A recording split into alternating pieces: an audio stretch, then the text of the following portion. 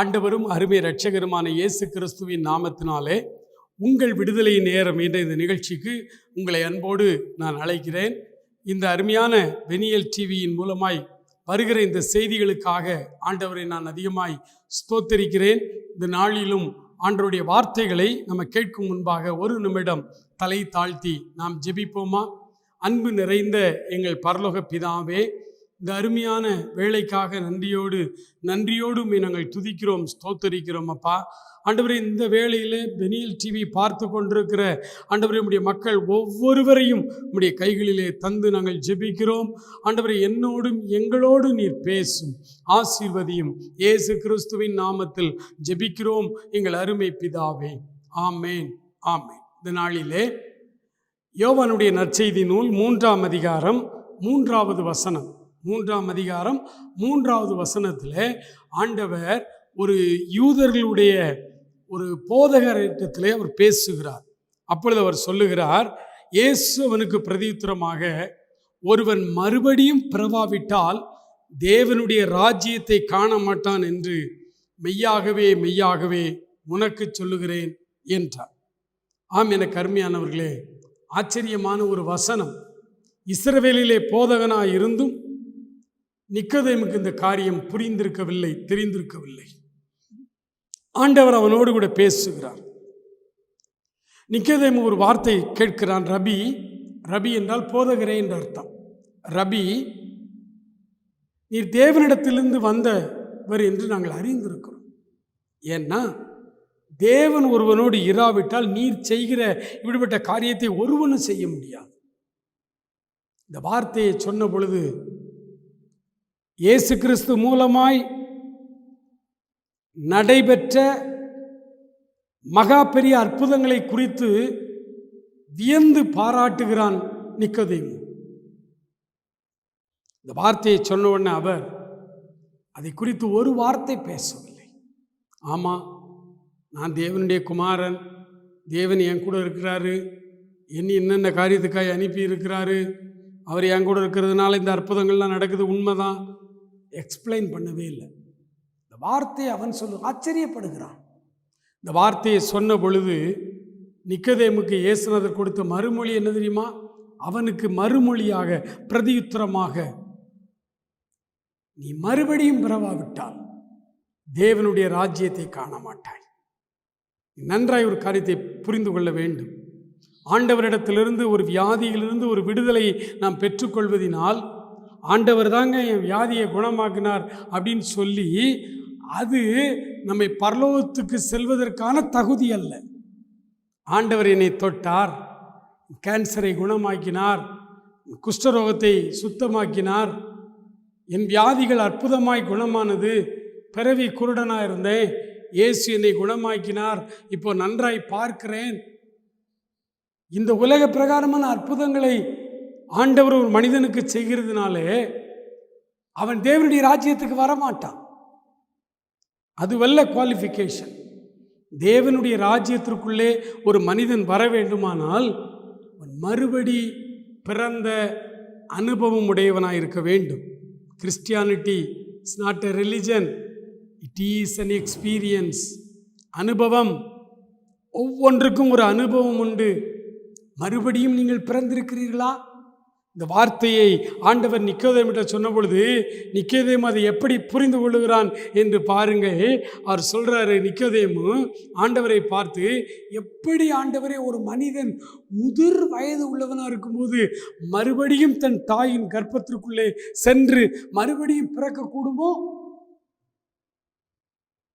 இப்படித்தாங்க இன்னைக்கு நிறைய தம்பிமார் யூடியூப்ல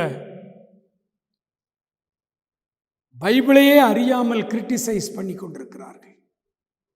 பாவம், அந்த பசங்களுக்கு தெரியாது, அவர்களுக்கு தெரியாது தேவனுடைய வார்த்தையினுடைய ஆவிக்குரிய அர்த்தம் என்னவென்று தெரியாது. அவர்கள் அப்படித்தான் பேசுவார். இங்கே வேதம் சொல்லுகிறது, அவ்வளோ வயதான முதிர் வயதில் இருக்கிற நிக்கோதேமு இந்த வார்த்தையை சொன்னார். அப்பொழுது ஆண்டவர் நிக்கோதேமுக்கு பிரதியுத்தரமாக அவர் என்ன சொன்னார் என்று பார்க்கலாமா? ஒருவன் ஜலத்தினாலும் ஆவியினாலும் பிறவாவிட்டால் தேவனுடைய ராஜ்யத்திலே பிரவேசிக்க மாட்டான் என்று மெய்யாகவே மெய்யாகவே உங்களுக்கு சொல்லுகிறேன். மாம்சத்தினால் பிறப்பது மாம்சமாயிருக்கும், ஆவியினால் பிறப்பது ஆவியாயிருக்கும். இந்த 2 வசனம் கூட நிறைய பேருக்கு புரியாத வசனங்கள். இந்த அனுபவம் இல்லாதவர்களுக்கு புரியாது. மறுபடியும் பிறந்த கடவுளின் பிள்ளைகளுக்கு இந்த வசனம் துலாம்பரமாய் புரியும். சொல்றாரு, மாம்சத்தினால் பிறப்பது மாம்சமா இருக்கும், ஆவியினால் பிறப்பது ஆவியாயிருக்கும். என் தாய், எங்கள் அம்மா என்னை பெற்றெடுத்தார்கள், என்னை வளர்த்தார்கள். 22 வயதிலே ஆண்டவரை ஏற்றுக்கொண்ட அந்த வருஷத்தில் எனக்கு அரசாங்க பள்ளிக்கூடத்தில் ராமநாதபுரம் மாவட்டத்தில் வேலை கிடைத்தது இலவசமாக. ஆகவே என்னுடைய சொந்த மாவட்டம் திருநெல்வேலி. அந்த மாவட்டத்திலிருந்து நான் ஒரு கிராமம், சின்ன கிராமத்திலே ஓடைமரிச்சான் என்ற ஆலங்குளம் பகுதியில் உள்ள ஒரு சின்ன கிராமத்திலே பிறந்து வளர்ந்தவன். அந்த கிராமத்திலிருந்து நான் ராமநாதபுரத்தில் ஒரு கிராமத்தில் எனக்கு பள்ளிக்கூடத்தில் வேலை, அங்கே நான் போய்விட்டேன். இதற்கிடையிலே நான் ஆண்டவருக்குள்ளாக வந்த பிறகு கொஞ்ச காலம் என்னை ஒரு தாயார் வழி நடத்தினார்கள். அவர்களும் எனக்கு ஒரு அம்மா மாதிரி, அம்மான்னு தான் சொல்லுவோம்.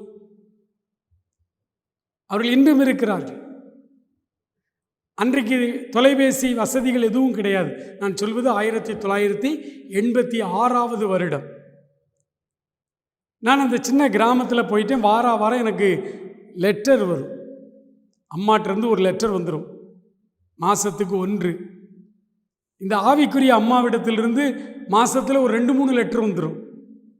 இந்த கடிதம் தான் எனக்கு கம்யூனிகேஷன். ஒரு நாள் 2 அம்மாவிடத்திலிருந்தும் ஒரே நேரம் கடிதம் எனக்கு வந்தது. வீட்டில் வந்து 2 கடிதத்தையும் பிரித்து படிக்கிறேன். அப்போ அந்த கடிதம் மூலமாக அவர்களே என் கூட பேசுகிற மாதிரி இருக்கும். ஏன்னா செல்ஃபோன் இதெல்லாம் கிடையாது.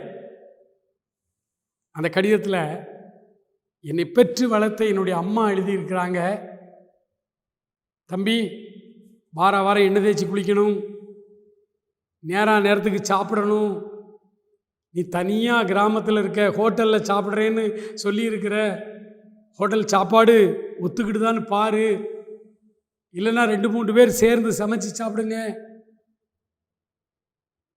ஒழுங்கா நீ உன்னுடைய உடம்பை பேணு, ஹெல்த்தை நல்லா பார்த்துக்க எல்லாம் எழுதி. நீ பெற்ற தாய், நீ பெற்ற தாய். ஆனால் என்னுடைய ஆவிக்குரிய தாயார் அன்னைக்கு எழுதின கடிதத்தை பிடிச்சு பார்க்குறேன். அவங்க எழுதியிருக்காங்க, சும்மா ஒரு நாளைக்கு 3 தடவை சாப்பிட்டு தூங்காத, சாப்பாட்டை குறை, நல்லா ஜெபம் பண்ணு, அடிக்கடி உபவாசம் இரு,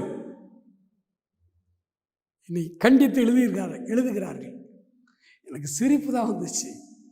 இந்த அம்மா என்னை பெற்றவர்கள் சாப்பிடு நீ ஒழுங்காக சாப்பிடுன்னு சொல்கிறாங்க. இந்த அம்மா சாப்பிடாத, உபவாசம் இரு, ஜெபம் பண்ணு, வேதம் வாசி, ஸ்பிரிச்சுவல் லைஃப்பை பார்த்துக்க அப்படி எழுதுறாங்க. அப்போ தான் அந்த வசனம் புரிஞ்சுது. மாம்சத்தினால் பிறப்பது மாம்சமாயிருக்கும், ஆவியினால் பிறந்தது ஆவியாய். 2 பேரும் எனக்கு அம்மா தான். இந்த அம்மா என்னை மாம்சத்திலே பெற்றெடுத்த தாய். அவங்களுக்கு முழு நேரமும் என்னுடைய மாம்சத்தை குறித்து தான் கவலை இருக்கும். மெலிஞ்சிட்டியா அப்படிம்பாங்க. ஆனால் இந்த தாயாருக்கு என்னை ஆவியிலே என்னை வளர்க்கிற தாய். இவங்களுக்கு என் மாம்சத்தை பற்றின கவலையே இவர்களுக்கு கிடையாது. இவர்கள் முழுக்க என் ஆவியிலே நீ பலன் கொள்ள வேண்டும், ஆவியிலே நீ வளர வேண்டும், ஆண்டவருக்குள்ளாக நீ பெரிய ஊழியக்காரனாக வரணும். இது மட்டும்தான் இவங்களுடைய சிந்தனை. அதற்குரிய காரியங்களே அவங்க எழுதுகிறாங்க. 2 கடிதத்தையும் அடிக்கடி வாசிப்பேன். மாம்சத்தினால் பிறக்கிறது மாம்சமாக இருக்கும். எனக்குள்ள மாம்சீக சிந்தனை வந்து கொண்டே இருக்கிறது. மாம்சீக சிந்தனை மட்டும்தான் வருதுன்னா நான் இன்னும் ஆவிக்குரியவன் இல்லையே. நான் மாம்சத்திலே வாழ்கிறேனா? மாம்சத்திலே வாழ்ந்தாலும் என்னுடைய சிந்தனை ஆவிக்குரிய சிந்தனையாக இருக்கிறதா? மறுபடியும் பிறந்தவனுக்கு ஆவிக்குரிய சிந்தனை இருக்கும். மாம்சத்தில் பிறக்கிறவன் தான் ஒரு முறை தாயின் கருவறையிலே இருந்து வளர்ந்து அவன் வெளியே வருகிறான். அன்பரை மறுபடி அந்த கருவறைக்கும் அவனுக்கும் சம்பந்தம் இல்லை. மறுபடி அங்கே போய் பிறக்க முடியாது. மறுபடி பிறக்கிறது என்பது ரினியூ யுவர் மைண்ட்ஸ். ஆவியிலே நீங்கள் பிறத்தல், ரட்சிப்பின் அனுபவத்தை நீங்கள் பெற்றுக்கொள்ளுதல், ரட்சிப்பின் அனுபவத்தை நீங்கள் பெற்றுக்கொள்ளுதல். பிரியமானவர்களே, சொல்கிறாரு, அவனுக்கு விளங்கலை, இவருக்கு தெரியும். காற்றானது தனக்கு இஷ்டமான இடத்திலிருந்து வீசுகிறது. காற்று வீசுவதை நீ உணர்கிறாய், ஆனால் காற்று இன்ன இடத்திலிருந்து புறப்பட்டு வருகிறது, இன்ன இடத்திற்கு அது போய் சேர்கிறது என்பதை நீ அறியாய். அப்படி போல ஆவியிலே பிறந்தவனும் இருப்பான். மறுபடியும் பிறந்த ஆவிக்குரிய மனிதனை நம்மால் நிதானித்து பார்க்க முடியாது. 1 கொரிந்தியரில் பவுல் அப்போஸ்தலன் சொல்லுகிறார், ஆவிக்குரியவன் சகலத்தையும் நிதானித்து அறிந்து கொள்ளுகிறான், ஆனாலும் மற்ற ஒருவனால் அவனை அறிய முடியாது, ஆராய்ந்து கொள்ள. அதனால தான் நிறைய ஆவிக்குரியவர்கள் செய்கிற காரியங்கள் இன்றைய இளைய தலைமுறைக்கு அல்லது மாம்சத்தில் மறுபடியும் பிறக்காத அனுபவம் உள்ள வாலிபர்களுக்கு தப்பாய் தெரிகிறது. சில காரியத்தை சரியாக விமர்சனம் பண்ணுறாங்க யூடியூப்பில், ஆனால் எல்லா காரியத்தையும் அல்ல. அவர்கள் மறுபடியும் பிறக்கவில்லை. அவர்கள் லிட்டரலாக அந்த வசனம் என்ன எழுதியிருக்கோ அதுதான். அவர்களுக்கு இயேசு நடந்து தான் போனார்னு நடந்து தான் போவாங்க. இந்த தம்பிமார் ஊழியன்னா பஸ்ஸிலலாம் போக மாட்டாங்க. பஸ்ஸு பைபிளில் போட்டிருக்கா, பைக்கு பைபிளில் போட்டிருக்கா, கப்பல் போட்டிருக்கு, அதில் இப்போ உள்ள கப்பலில் ஏற மாட்டாங்க. மீன் பிடிக்கிற அந்த பாய்மர படகுல தான் நம்ம தம்பிமார், அந்த கிரிட்டிசைஸ் பண்ணுற தம்பிமாரெலாம் ஊழியத்துக்கு போவாங்கன்னு நினைக்கிறேன். ஏன்னா பைபிளில் போடலையே அப்படிமா. எனக்கு அன்பான தேவனுடைய பிள்ளைகளே, மறுபடியும் பிறக்கும் அனுபவம் முதலாவது நமக்கு தேவை. ஆவிக்குரிய காரியங்கள் என்று சொல்லுகிற காரியங்களில் நிறைய டூப்ளிகேட் இருக்குது, நிறைய தவறுகள். எங்கே தான் தவறு இல்லை, எல்லாவற்றிலும் பாவமும் பரிசுத்தமும் கலந்து கிடக்கிறது. ஆவிக்குரிய வாழ்க்கையிலும் கிறிஸ்தவ திருச்சபைகளிலும் ரெண்டும் கலந்து தான் இருக்குது. அதனால தான் மத்தேயு 25ஆம் அதிகாரத்தில் கடைசி ஓமை, மொத்தம் 3 ஓமை தான் இருக்குது. முதல் 13 வசனங்களில் 10 கன்னிகளுடைய ஓமை, அடுத்த 14 வசனங்கள் இருக்குது, அதில் 5 தாலந்து 2 தாலந்து 1 தாலந்து ஓமை இருக்குது. அதுக்கு பிறகு வருகிற கடைசி ஒரு 12 வசனங்கள் இருக்குது. அதில் மெய்ப்பனானவன் தன் மந்தையை 2ஆய் பிரிக்கிறது போல, வெள்ளாடும் செம்மறியாடும் இன்னைக்கு திருச்சபைகளே கலந்து கிடக்கு. அதே மாதிரி வெள்ளாடும் செம்மறியாடும் ஊழியக்காரர்கள்ங்கிற போர்வையிலும் கலந்து கிடக்கு. அதுக்காக எல்லாவற்றையும் வெள்ளாடுன்னு நீ சொல்லக்கூடாது, எல்லாவற்றையும் செம்மறியாடுன்னு சொல்லக்கூடாது. ரெண்டுமே 2 எக்ஸ்டென்ட் சொல்ல கலந்தான் கிடக்கும். கர்த்தர் வரும்பொழுது தான் ஒரு மேய்ப்பன் எப்படி மந்தையை பிரிப்பானோ அப்படி பிரித்து நிப்பாட்டுவார். வலது பக்கம் செம்மறி ஆடுகள், இடது பக்கம் வெள்ளாடுகள். எனக்கு அன்பானவர்களே, ஆண்டவருடைய வேதம் தெளிவாய், இதுக்கிடையில் நீங்கள் அல்லது நான் மறுபடியும் பிறந்த அனுபவத்தை பெற்றிருக்கிறேனா?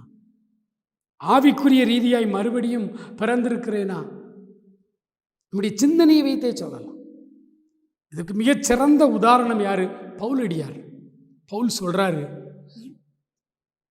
நாங்களோ உலகத்தின் ஆவியை பெறாமல் தேவனால் எங்களுக்கு அருளப்படுகிறவைகளை அறிந்து கொள்ளும்படி தேவனால் அருளப்படுகிற உன்னதத்தின் ஆவியை பெற்றிருக்கிறோம்.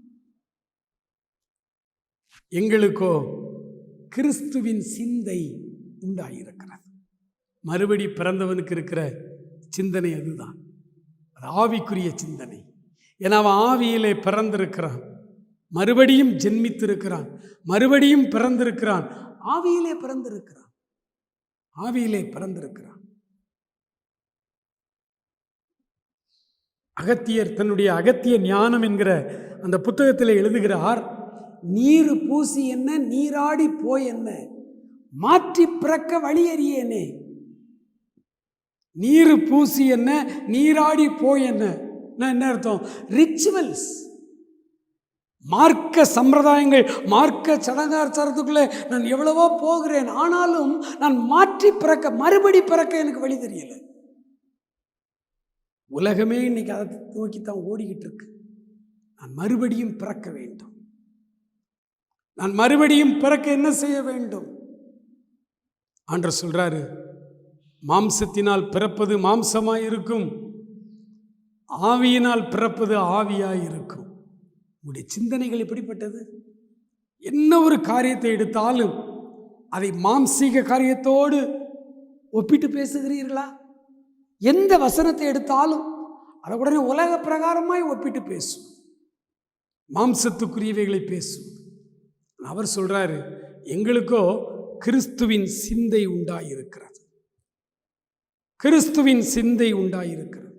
ஒரு இடத்துல கூட இயேசுநாதரோ அவருக்கு பின்னால் வந்த பேதுரு, பவுல், அப்போஸ்தலர்களோ தங்கள் மூலமாய் நடந்த அற்புதங்களை, அடையாளங்களை, வியாதியஸ்தர்கள் குணமாகினதை அடுத்த இடத்துல போய் பெருமையாய் அவர்கள் சொல்லிக்கொண்டதே இல்லை, சொல்லிக்கொண்டதே இல்லை. இதில் கூட நிக்கோதேமு அப்படி தான் ஆரம்பிக்கிறார். பொதுவாகவே உலகம் நம்மகிட்ட பேச வரும்போது நம்மளை பற்றி கொஞ்சம் உயர்த்தி பேசும், நம்மளை கொஞ்சம் உயர்த்தி பேசும். உலக இயல்பு அது, அது நம்மை பாதிக்கக்கூடாது. இயேசுநாதர்கிட்ட வந்து நிக்கோதேமு சொன்னான் பார்த்தீங்களா, வாஸ்தவம் பார்த்தீங்களா? தேவன் ஒரு மனிதனோடு இராவிட்டால் இழிபட்ட காரியத்தை செய்ய முடியாது, நீர் தேவனிடத்திலிருந்து வந்தவர் என்று அறிவேன். அவர் அப்படி உயர்த்தி பேசுகிறார். ஆண்டவர் அதை சட்டை பண்ணவே இல்லை, சட்டை பண்ணவே இல்லை. ஒருவேளை பவுல் அப்போஸ்தலன் அப்படி பிரசங்கித்திருந்தார்னு வச்சுடுங்க, அதாவது இயேசுநாதரே அப்படி பிரசங்கம் பண்ணுறவரா இன்றைக்கு இருக்கிற பிரசங்கர் மாதிரி இருந்தாரா, அவர் என்ன சொல்லுவார்? நேற்று நான் கப்பர்நகம் சென்றிருந்தேன், அங்கே ஒரு பிறவி குருடனின் இடத்திலே கொண்டு வந்தார்கள், அவன் தலையிலே கை வைத்து நான் ஜெபித்தேன், கண் திறக்கலை.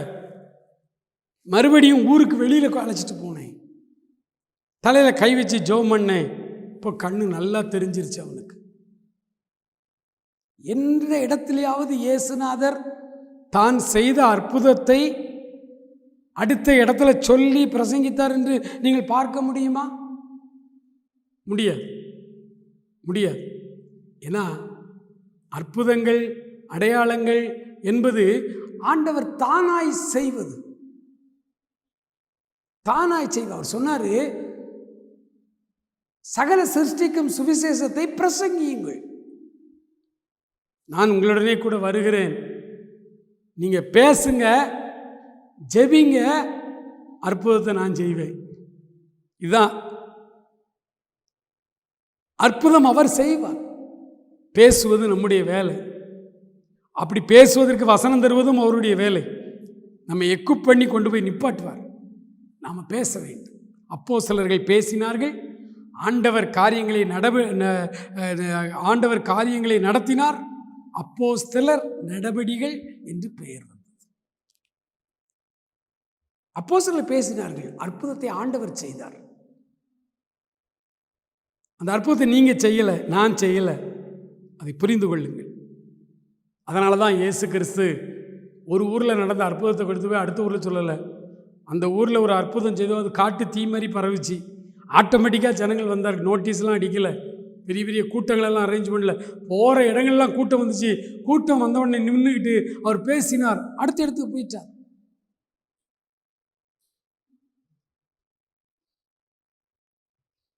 மிக நன்றா. அதுதான் மறுபடி பிறந்தவனுக்கு அடையாளம். மறுபடி பிறந்த மனிதன் தன்னுடைய பெருமையை சொல்ல மாட்டான். நீதிமொழிகளில் ஞானி சொல்றாரு, மனுஷர் பெரும்பாலும் தங்கள் தயாளத்தை பிரசித்தப்படுத்துகிறார்கள். உண்மையான மனுஷனை கண்டுபிடிப்பவன் யார்? அப்ப உண்மையான மனுஷன் யாரு? தன்னுடைய தயாளத்தை பிரசங்கிக்காதவன் தான். ஒரு சின்ன உதவி செய்தால் கூட அதை ஃபோட்டோ எடுத்து 50 ஏழைகளுக்கு நாங்கள் பெட்ஷீட் வாங்கி கொடுத்தோம். எதுக்கு? எதுக்கு? எனக்கு அன்பானவர்களே, அதனால தான் இயேசுநாதர் சொன்னார், வலதுகை செய்வதை இடதுகை அறியாது இருக்கட்டும். எதுக்கு உனக்கு விளம்பரம்? ஏன் நீங்கள் மனுஷர் முன்பாக உங்களை பெரியவர்களாய் காட்டிக்கொள்ள விரும்புகிறீர்கள்? அவ்வளோ ரூபா செலவழிச்சோம், இவ்வளோ ரூபா செலவழிச்சோன்னு ஏன் சொல்லிக் கொள்ளுகிறீர்கள்? சமூக வலைதளத்தில் சொல்கிறாங்க, கிறிஸ்தவர் அல்லாத அநேக நல்ல இளைஞர்கள் அவங்க சொல்லலாம், ஏனென்றால் அவர்கள் அறிவிப்பு கொடுக்கிறார்கள். அந்த வாலிபனுடைய அறிவிப்பை கேட்டு லட்சக்கணக்கில் பணம் அனுப்புகிறார்கள். அவன் அந்த பணத்துக்கு கணக்கு சொல்லணும். அதனால் அந்த ஒளிப்படங்களை எடுக்கிறான். இந்த ஏரியாவில் மலையில் போய் நம்ம செய்தோம், எடுத்து அதை மக்கள்கிட்ட சொல்கிறான். நீங்கள் பணம் அனுப்புனீங்களா, அதுக்கெல்லாம் இந்த பண்ணியிருக்கேன்ட்டு. நீங்களும் நானும் நம்மால் எது முடியுமோ அதுதான் செய்யும். நாமும் கூட ஏன் விளம்பரப்படுத்துகிறோம்? விளம்பரப்படுத்தினா அநேகர் பணம் தருவாங்க. அப்புறம் அந்த பணம் தந்தவங்களுக்கு நம்ம ஃபோட்டோ எடுத்து காட்டணுமே, தேவை. அவரவர்கள் வெள்ளம் பாதித்த இடங்களிலே அவரவர்கள் தங்கள் தகுதிக்கும் தங்களுடைய அன்புக்கும் ஏற்ற விதத்தில் அவர்கள் செயல்படுவார்கள். உதவி செய்ய சொல்லுங்கள் மற்றவர்களை. நீங்கள் உதவி எங்கிட்ட ரூபா அனுப்புங்க, நாங்கள் தான் அங்கேருந்து பிளேன் எடுத்துக்கிட்டு மணிப்பூர் போகிறோம். இல்லை இல்லை, உன் தெருவில் பாதிக்கப்பட்டவன் இருந்தால் அவனை முதல் நீ கவனி. அதுக்கு எந்த விளம்பரம் தேவையில்லை. ஏன்னா உன் காசில் நீ கொடுக்கறதுக்கு உனக்கு என்ன அத்தாட்சி? நீ தானே கொடுக்குற. அந்தரங்கத்தில் பார்க்கிற உன் பிதா ஒரு நாள் வெளியரங்கமாய் உனக்கு பதிலளிப்பார்.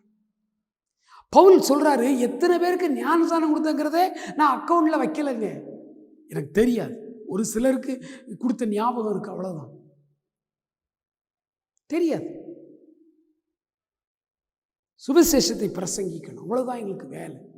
மறுபடியும் பிறந்த மனுஷன், ஆண்டவருடைய வேதம் சொல்லுகிறது, மறுபடியும் பிறந்த மனுஷன் காற்று வீசுவதை போல் அவனுடைய லைஃப் ஸ்டைல் இருக்கும்.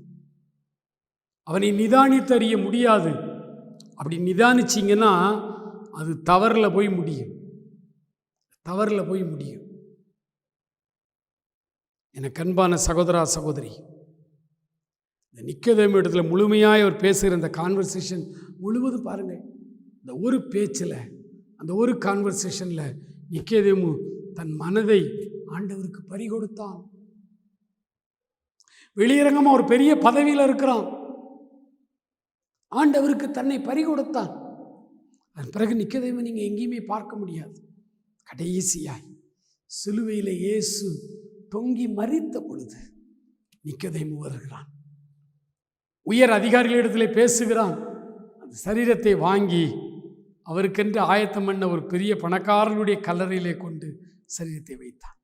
அவர் பிறக்கும் பொழுது மாட்டுத் தொழுவத்தில் ஏழ்மையிலே பிறந்தார். நான் மரித்த பொழுது ஐஸ்வர்யவான்களோடு அடக்கம் பண்ணப்பட்டார். எனக்கு அன்பான சகோதரா சகோதரி, மறுபடியும் பிறந்த மனுஷன் அவனுடைய சிந்தனை முழுவதும் இறையரசை குறித்தே இருக்கும். ஆண்டவரிடத்தில் கேட்பீங்களா, ஆண்டவரே நான் மெய்யாகவே மறுபடியும் பிறக்கும் அனுபவத்தை பெற்றுக்கொள்ள வேண்டும் என்று உங்கள் விடுதலைக்காய் ஜெபிப்பீங்களா? நானும் உங்கள் விடுதலைக்காய் ஜெபிக்கிறேன். நீங்கள் மறுபடியும் பிறந்து விட்டால் உங்கள் தேவைகள் அனைத்தும் சந்திக்கப்படும். உங்கள் சிந்தனை மற்றும் மாத்திரம் இறையரசை நோக்கி இருக்குமானால் மற்றவைகள் உங்களுக்கு கூட கொடுக்கப்படும்.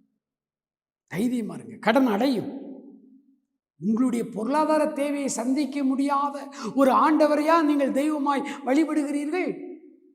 அழுது கொண்டே இருக்கிறீர்களே, கடன் பிரச்சனை கடன் பிரச்சனை கடன் பிரச்சனை என்று. முதலாவது தேவனுடைய ராஜ்யத்தை தேடுங்கள்.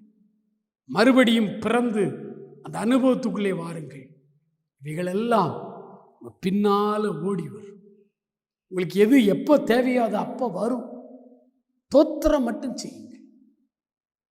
அன்பு நிறைந்த எங்கள் பரமபிதாவே, இந்த வருஷத்தின் முதல் வாரத்தில் நம்முடைய பிள்ளைகளாகிய நாங்கள் நம்முடைய சத்தியத்தின் அடிப்படையிலிருந்து இந்த வேதாகமத்தை கற்றுக்கொள்ள விரும்புகிறோம். அப்பா, நீர் முதலாவது எங்கள் கொடுத்த சத்தியமாகிய மறுபடியும் ஒருவன் பிறக்காவிட்டால் தேவனுடைய ராஜ்யத்தை காணமாட்டான் என்று சொன்னீங்களே ஆண்டவரே.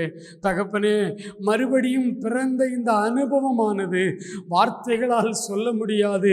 ஒரு மிகப்பெரிய வயது முதிர்ந்த ஒரு இஸ்ரவேலின் போதகனுக்கு கூட அது தெரியவில்லை. படிப்பறிவினால் இது வராதது ஆண்டவரே, இது அனுபவத்தில் உண்டாவது. ஆண்டவரே, ஆவியினால் பிறப்பது ஆவியாயிருக்கும் என்று சொன்னீங்களே. எங்களை ஆவிக்குரிய ரீதியிலே மறுபடியும் பிறந்த அந்த அனுபவத்தை எங்கள் ஒவ்வொருவருக்கும் நீர் இப்பொழுது கொடுப்பீராக என்று சொல்லி நாங்கள் ஜெபிக்கிறோம். இந்த அனுபவம் இல்லாமல் தான் வியாதிகளுக்காக, கடனுக்காக, குடும்ப பிரச்சனைகளுக்காக அழுது கொண்டே இருக்கிறோம். மறுபடியும் நாங்கள் பிறந்து விட்டால் முதலாவது தேவனுடைய ராஜ்யம், அதனுடைய நீதியை தேடுவோம். அப்பொழுது சரீர சுகம், பொருளாதார ஆசீர்வாதம், பிரிந்து போன கணவர், எல்லாவற்றையும் நீ கூட்டி சேர்ப்பீர் ஆண்டவரே, கூட தருவீர் ஆண்டவரே. அந்த அற்புதத்தை இப்பொழுது உம்முடைய பிள்ளைகளுக்கு செய்வீராக என்று சொல்லி ஜெபிக்கிறோம் ஆண்டவரே. மறுபடியும் பிறந்த பிள்ளைகளாய் உம்மை மெய் மனதோடு, ஆவியோடும், உண்மையோடும் ஆராதிக்க உதவி செய்திருளும். தொடர்ந்து காத்துக்கொள்ளுங்கப்பா. கனன், துதி, மகிமை எல்லாவற்றையும் எடுத்துக்கொள்ளுங்க. இயேசு கிறிஸ்துவின் நல்ல நாமத்தில் ஜெபிக்கிறோம் எங்கள் அருமை பிதாவே. ஆமேன், ஆமேன். God bless you. பிரியமானவர்களே, இந்த செய்தி உண்மையிலேயே உங்களுக்குள்ளே ஒரு மாற்றத்தை ஏற்படுத்தி இருக்கும் என்று நான் நம்புகிறேன். நீங்கள் பெற்றுக்கொண்ட காரியங்களை அல்லது உங்களுக்கு ஒருவேளை சந்தேகங்கள் இருக்குமானால் கூட என்னுடைய வாட்ஸ்அப் நம்பருக்கு நீங்கள் தெரியப்படுத்துங்கள். எங்களோடு தொலைபேசியிலே தொடர்பு கொள்ளுங்கள். உங்களுக்காக ஆலோசனை கொடுக்க, உங்களை கிறிஸ்துவின் வழியிலே நடத்த, உங்களுக்கு நியாயமான காரியங்களை கற்றுத்தர, ஜெபிக்க நாங்கள் காத்திருக்கிறோம். God bless you.